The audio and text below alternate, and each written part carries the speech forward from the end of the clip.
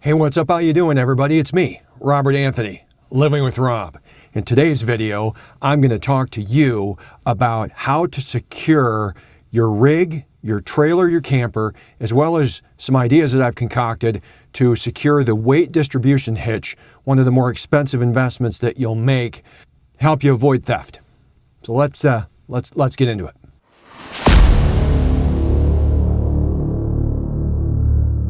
Hey, I'm really glad that you're here. If you haven't already, I'd like to ask if you would please hit the like button if you find this video helpful, the subscribe button, and when you hit that subscribe button, make sure you hit that bell notification. When you hit the bell notification, you'll know when we're getting videos. You can also visit us online at livingwithrob.com to see more about what we're doing, our photography, my blog, just overall our life in photos and in the written word. One other thing before we get into the video, we are now Amazon Associates, or what used to be called participating in the Amazon Affiliate Program. I am systematically going through all of our videos and I'm adding links to all of the various products that we use, that we love, that have made our lives easier, my photography equipment, RV gear, our drone equipment, all of the items that we can resolutely recommend are going to be linked in the description. Not only that, in each video, like today, there will be top links to the items that we're going over, so you can click and you can purchase. When you do that, by doing that, you will actually help support us financially. We make a small commission from Amazon, and it's a good way to support us if you're already going to buy it, or if you found something helpful and you're going to buy it. Well, you're helping us out to continue on producing videos for you and sharing our life with you. It's a very useful thing. We are going to also begin building entire lists of items that will be available over on our website at Living with Rob in the gear section. Everything from the hiking gear that we use to the clothing that we wear to Joelle's favorite cooking tools that she uses. It's all going to be in there with time. We're going to be working on that. So love to have your support. We know that we would be nothing without you. So let's get into this hitch thing. All right, if you're new to trailering, or if you're not new to trailering, I want to explain what we have back here. What I have is a Husky weight distribution hitch that includes this module here, the hitch ball, and the shank.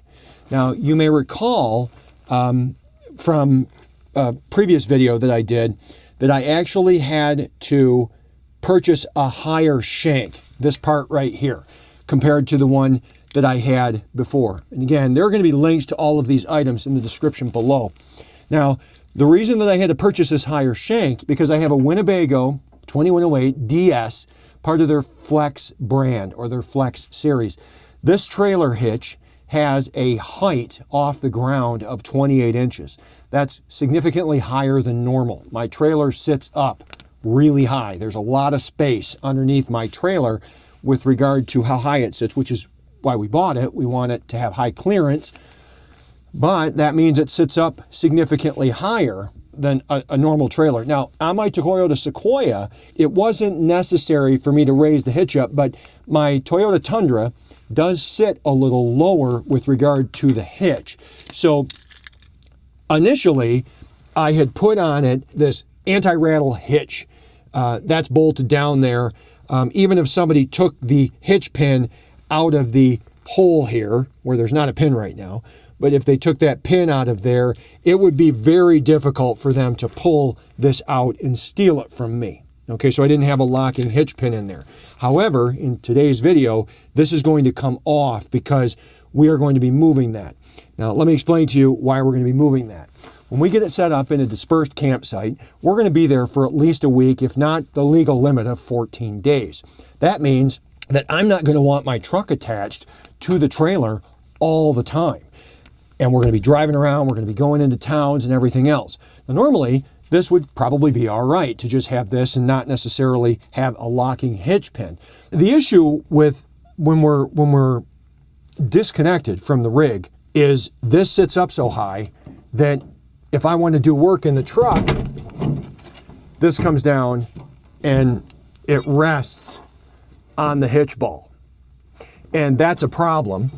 And the reason that's a problem is because I do work out of the back of the truck, and my truck bed serves as my workbench. Plus, we got to get in and out of there, and it's already nicked up the paint on the back of the truck here.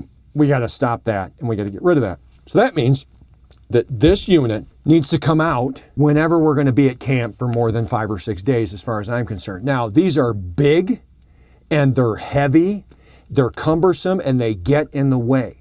They're also something that if they get stolen, you're out $300, $400, $500. Some of you have spent nearly $1,000 on your weight distribution hitch.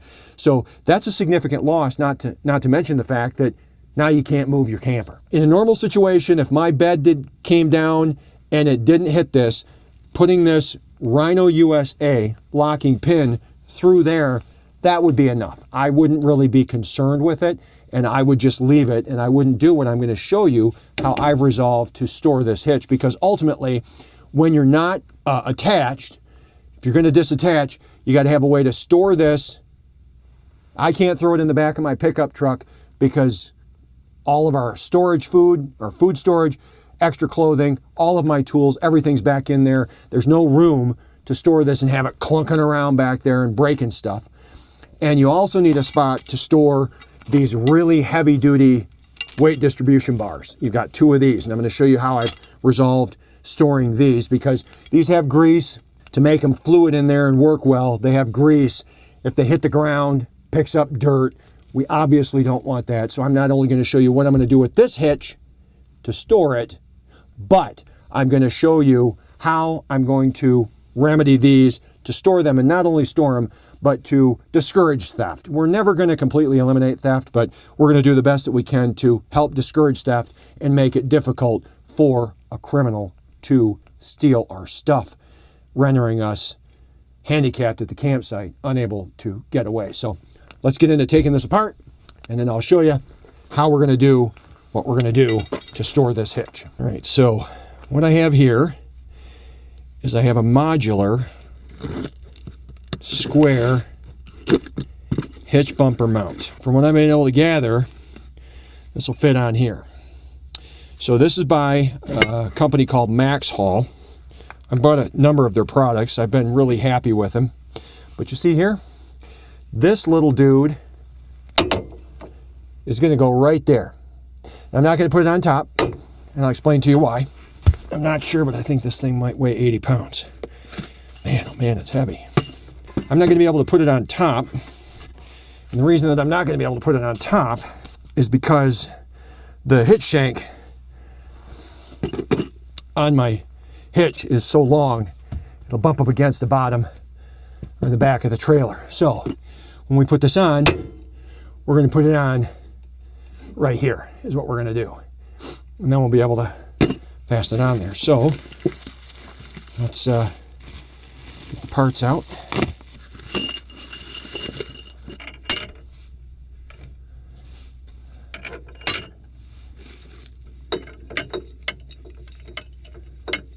Hate working with gloves on. Second pair of hands would be helpful. There we go. Ha ha!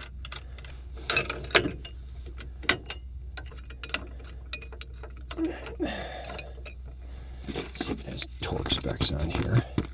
Oh, yeah, it does. 110 foot-pounds. So we're going to be actually getting the torque wrench out. There's a lot of sand here, so how about if we do the right thing and put this down so that sand doesn't get in all my gears.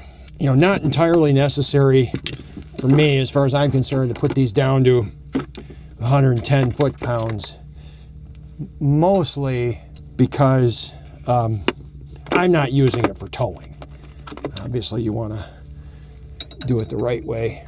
19 millimeters on there for that part. Let's go ahead and hit them real quick with this.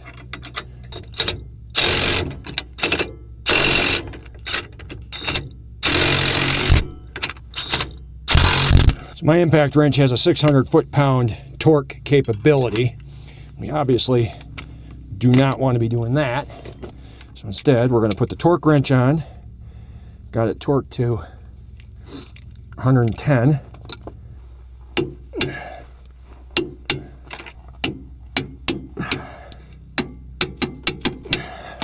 All right. Okay. Great.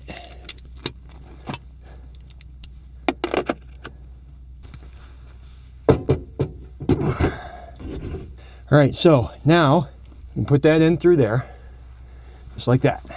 All right, so now we put that beast in there, like that. We line up the hole.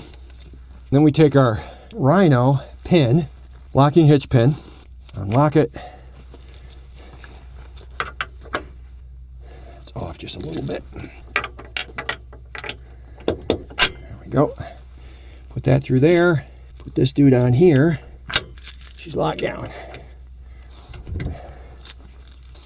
Word to the wise, or at least a piece of advice on this. With these hitch pins, I cheaped out on these 3 different times and they all failed. This is Rhino USA. It's $28 or something like that. I think it's better to spend the money. Kind of like Zig Ziglar always said, skimp on price, buy it twice. So in my case, it was skimp on price, buy it 3 times. So that's how we do it.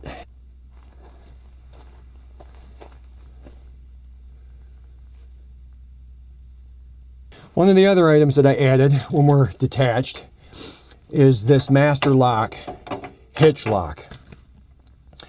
Other than those that are in the neighborhood of $200 to $300, this one has the highest ratings. These can be beat.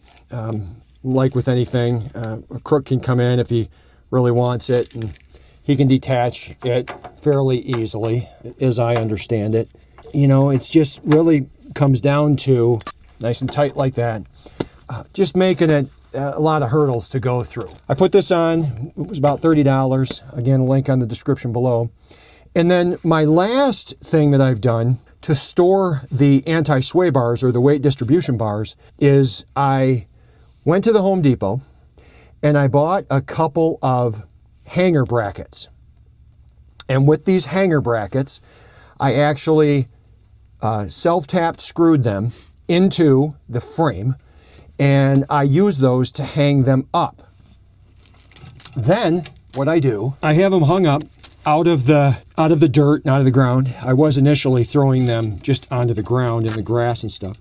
Then what I do, I take the toe chains and I padlock them together with the chains off of weight distribution bars. This keeps them off the ground. The toe chains are padlocked behind the hitch. That's going to make it difficult also to deal with theft. But again, not that there's ever a super great deterrent, but that's a good peace of mind for me. So that's what this looks like at the front side. That's what this looks like when it's all in stow mode. So now, as you can see, I can get my truck bed down and I can go back to work. You know, whenever I want to build something, or when Joelle or I need to get in here to access this, that hitch in the back will be the last thing that goes on as we get ready to connect. And then, of course, while we're traveling, obviously stuff has to come out. We just have to work over the gate. But when we're at camp for extended periods of time, we can now use this to cook off of, air fry off of, using our Jackery or whatever. That is really great. So, hey, I hope that this little tip helps you if you're living in your RV full time. One of the things that we always need to be concerned about is that we don't lose those hitches to theft. So now it'll take some doing. Somebody could steal it if they wanted to, but deterrent, as I've learned in criminal prevention when I've participated in that, deterrent is half the battle. If you can deter, move on to an easier target. So again, I hope you found this is helpful. Leave a like if it has, and always appreciate your comments. If you have other ideas or questions about anything, leave them in the comment section below, and I will leave a link to all of the various equipment that we've purchased down there. Remember, purchasing through those links really helps Joelle and I quite a bit. Really appreciate you guys. Love it that you're part of this family. And this is Rob. We will see you in the next one. Rob out.